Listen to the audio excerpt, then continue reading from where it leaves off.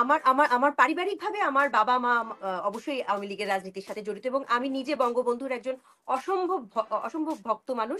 আমি নিজে ব্যক্তিগতভাবে শেখ হাসিনারও একজন অসম্ভব ভক্ত। তো যেটা বলছিলাম, আমার কাছে মনে হয় যে দলের কেউ আসলে ওইভাবে করে কখনো চিন্তাই করেননি যে ওনারও কোনো একটা আ একটা ওনার কি বলবো বিকল্প কেউ হতে পারেন।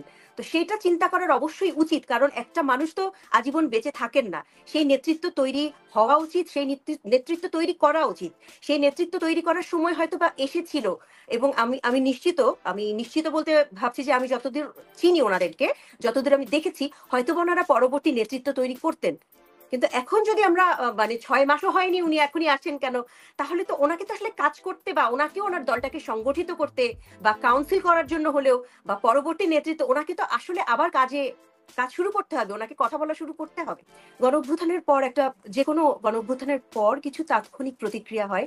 যেই প্রতিক্রিয়ায় আমরা দেখেছি গণভবনে একটা হামলা হয়েছে, লুটপাট হয়েছে ব্যাপকভাবে।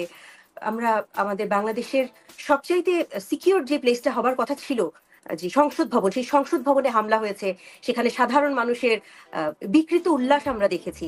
এবং আমরা তখনও দেখেছি যে এই ধানমন্ডির ৩২ নাম্বার যেটা আসলে ইতিহাসের সাথে জড়িত। এটা শুধু একটি পরিবারের ইতিহাস না। এটা আসলে বাংলাদেশের জন্মের ইতিহাসের সাথে যেই বাড়িটি জড়িত, সেই বাড়িটিতে তখনই আগুন লাগানো হয়েছিল। সেই তাৎক্ষণিক প্রতিক্রিয়া আর আজকের যে ঘটনাটা, আমি দুটাকে কখনোই এক করে দেখতে পারছি না। আমি একজন সাধারণ স্বাভাবিক চিন্তার মানুষ হিসেবে ওই দিনেরটাকে আমি ভাবছি যে একটি আ আ এ যখন একটা আন্দোলনে জয়ী হয়েছে তারা মনে করেছে, জয়ের একটা প্রতিফলন হয়তোবা তারা সেবার দেখিয়েছিলেন। যে জয় থেকে একটা আম রাগ ও অভিমান বা আ যেকোনো টেলিভিশনে দেখেছি, আমরা বিভিন্ন গণমাধ্যমে দেখেছি, পালিয়ে গেছেন। আসলে ঠিক কিভাবে গেছেন? এই কথাটি কি আসলে আমরা কোথাও প্রমাণ পেয়েছি? উনি পালিয়ে গেছেন এই কথাটা কি আমাদের রাষ্ট্রপতি বলেছেন? এই কথাটা কি আমাদের সেনাপ্রধান বলেছেন? মানে উনি পালিয়ে গেছেন এই শব্দটাই আমি আসলে নিশ্চিত নই। উনি চলে যেতে বাধ্য হয়েছেন। সেটা যে কারণেই হোক সেটার ব্যাখ্যা উনিই দিতে পারবেন। আমরা শুনেছি যাবার আগে উনি কিছু ব্যাখ্যা দিয়ে যেতে চেয়েছিলেন। উনি একটা বক্তব্য রেকর্ড করে রেখে যেতে চেয়েছিলেন। আমরা সবাই শুনেছি সেই সময়টা তাকে দেয়া হয়নি। তো উনার নিশ্চয়ই কিভাবে উনি গেছেন সেটার একটা বক্তব্য উনার পক্ষ থেকে উনি দেয়ার চেষ্টা করেছেন। কিন্তু ৬ মাস পার হয়ে গেছে দলীয় নেতাকর্মীরা আ নানান বিপদে পড়েছে, নানানভাবে বিভিন্ন ধরনের অত্যাচারের সম্মুখীন হয়েছে। তাদের উপরে অত্যাচার করা হয়েছে নানান ধরনের। কিন্তু তারাও একটা আশা নিয়ে বসে আছে যে কবে তাদের নেতা তাদেরকে একটু দিক নির্দেশনা দিবেন বা তাদেরকে একটু আশার বাণী শোনাবেন। তো সেই আশার বাণী যদি শোনাতে চান তাদের নেতা, ৬ মাস কি অনেক সময় না? মানে ৬ মাস পর তিনি কিন্তু কি বক্তব্য দিবেন এটা না শুনেই যদি আমরা বলি যে না বক্তব্যই দিতে দেওয়া হবে না। আগেই আমরা সব জ্বালিয়ে ফেলবো, সব গুড়িয়ে ফেলবো। উনার বক্তব্যটা যদি শুনতাম আমরা যে উনি আসলে আ উস্কানিমূলক কিছু বলছেন নাকি উনি শান্ত থাকতে বলছেন। উনার দলের মানুষকেও তো উনি একটা আশার বাণী শোনাতে চান, শান্ত থাকতে বলতে চান, সবাইকে ধৈর্য ধরতে বলতে চান। আ এই যে ছাত্রলীগের কর্মীরা সাম্প্রতিককালে লিফলেট বিতরণ নিয়ে বিভিন্ন ধরনের আ শাওন, আপনাকে যদি আমি একটা সম্পূরক প্রশ্ন করি, আপনি যদি আমাকে একটু সময় দেন যে আমি একটু আমার এই আগের কথাটা একটু শেষ করে নেই, হ্যাঁ? লিফলেট বিলি করা মাত্রই তাদেরকে মারা হচ্ছে এবং তাদেরকে আম গ্রেফতার করা হচ্ছে। সেই লিফলেটে আসলে কি আছে? এটা না জেনে আগেই কি মারতে হবে? লিফলেটে যদি উস্কানিমূলক কিছু থাকতো, সেখানে যদি ধ্বংসাত্মক কিছু থাকতো, তারপরে না তার বিচার। আমরা একটা ওই প্রবণতা থেকে কি আমরা কখনোই বের হব না? যে আগে অন্যায়টা কতদূর হলো তার আগেই আমরা মানে যেটাকে জাস্টিস বা মব লিঞ্চিং বলে, আমরা কি সেই পথেই সারা জীবন হাঁটবো নাকি? এটাই আমার প্রশ্ন। জি, আপনি প্রশ্নটা বলুন। যেটা করতে চেয়েছিলাম, বিগত আওয়ামী লীগ যখন ক্ষমতায় ছিল তখন আওয়ামী লীগ লন্ডনে অবস্থানরত বিএনপির ভারপ্রাপ্ত ভাইস চেয়ারম্যান তারেক রহমানের বিরুদ্ধে মামলা চলাকালীন সময়ে তার বক্তব্য প্রচার হাইকোর্টের রায়ে নিষেধাজ্ঞা এসেছিল।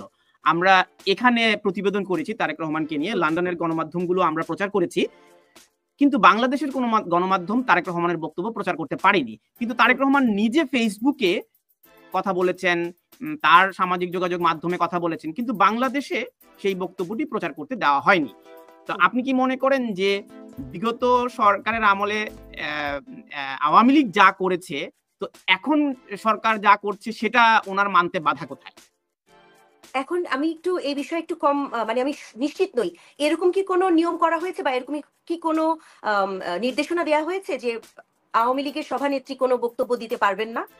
এরকম কি কোনো নোটিশ এসেছে বিগত সরকারের আমলে যে নোটিশটা ছিল বা যে ধরনের একটা? এই প্রশ্নটি আমি করেছি আনিস আলমগীরের কাছে, আদালত থেকে নিষেধাজ্ঞা আসেনি। হ্যাঁ, আদালত থেকে কোনো নিষেধাজ্ঞা এখনো নিষেধাজ্ঞা আসেনি আসেনি। আসেনি এবং আজকের যে বক্তব্যটা সেই বক্তব্যটাও কিন্তু আসলে শুধুমাত্র আওয়ামী লীগের এবং ছাত্রলীগের ভেরিফাইড ফেসবুক পেজে দেবার কথা। এটা কোনো গণমাধ্যমে প্রচার করবার কথা না, বা করবার জন্য আসলে অনুরোধ বা করবার জন্য সেরকম উদ্যোগ কিছুই নেওয়া হয়নি। এটা শুধুই ছিল ওনার দলের কর্মীদের, ওনার সহকর্মীদের প্রতি ওনার একটা আশার বাণী শোনানোর একটা চেষ্টা।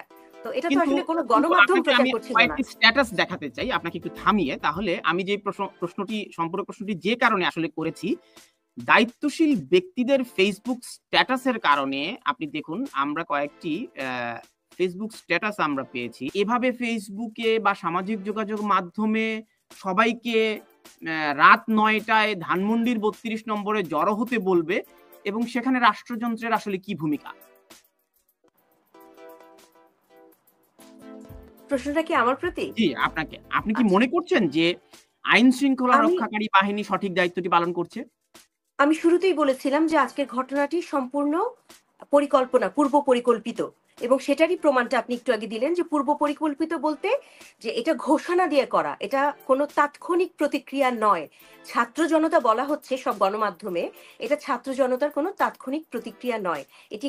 এটি বিভিন্ন মহল থেকে উস্কানি প্রাপ্ত একটি উদ্যোগ। আম, এখন আমি যদি আসলে জনাব আমাদের উপদেষ্টা জনাব নাহিদ ইসলামের কথা বলি, তিনি যতদিন আসলে সমন্বয় পদে ছিলেন, যখন তিনি আন্দোলনরত ছিলেন, তখন তিনি সাধারণ মানুষের বা সাধারণ ছাত্রের কাতারে ছিলেন। কিন্তু যখনই তিনি উপদেষ্টা পদে তিনি যখন দায়িত্বপ্রাপ্ত হলেন, তখন কিন্তু আসলে তিনি কোনো রাজনৈতিক দলের উপদেষ্টা না, উনি তখন সরকারের উপদেষ্টা, উনি একজন সরকারি কর্মকর্তা বা উনি একজন গভর্নমেন্ট অফিসিয়াল। উনি কি আসলে এরকম ডাক দিতে পারেন? সেটা আমার জানা নেই। আমার আমার মনে হয় না কোনো সরকারি পদে, দায়িত্বশীল পদে কর্মরত বা দায়িত্বরত কেউ এ ধরনের উস্কানিমূলক ডাক দিতে পারে। সেটা কোনো একজন ব্লগার দিতে পারেন হয়তোবা। দিলেও আ আইন শৃঙ্খলা রক্ষা বাহিনীর তো কিছু দায়িত্ব আছে বলে আমরা সবাই জানি। কিন্তু আমরা আজ মনে হয় ওনাদেরকে দর্শকের ভূমিকায় দেখেছি।